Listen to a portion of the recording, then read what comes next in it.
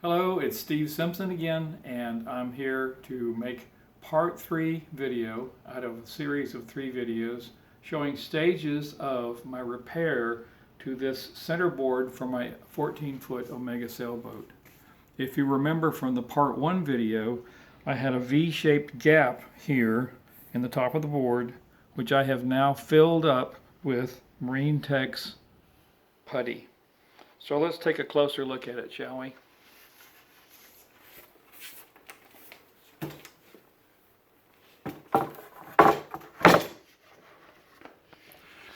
Let's first look at the side that had the backing board attached to it, which helped keep it flat. The problem with the backing board is it had wax paper on it, and the wax paper apparently had a wrinkle in it, which has made a slight depression in the Marine-Tex. I'm not going to worry about repairing that. There's a hole here too that I'm going to talk about on the other side. This only took about 10 minutes to sand down with my sander. So having that backing board really flattened it out well. Let's look at the edge. Here's the edge, which has sanded off very well.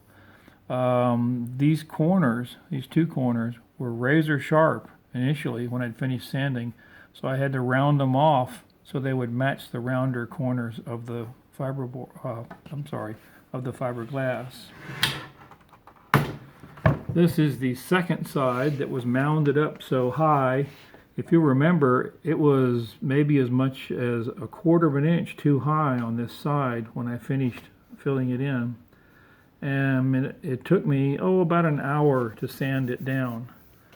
But what we see here is the main problem I've had with this Marine-Tex, and that's air bubbles. You can see how air was trapped inside the Marine-Tex and has left holes that were revealed when I sanded down to them. If I'd known that air might be trapped inside of the Marine-Tex, I could have tapped on it to encourage it to come out of the soft Marine-Tex. But I didn't know about that possibility.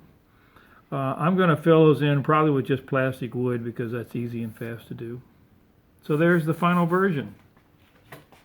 I hope this series of videos has been useful to you and help you learn more as I explored it. Bye-bye.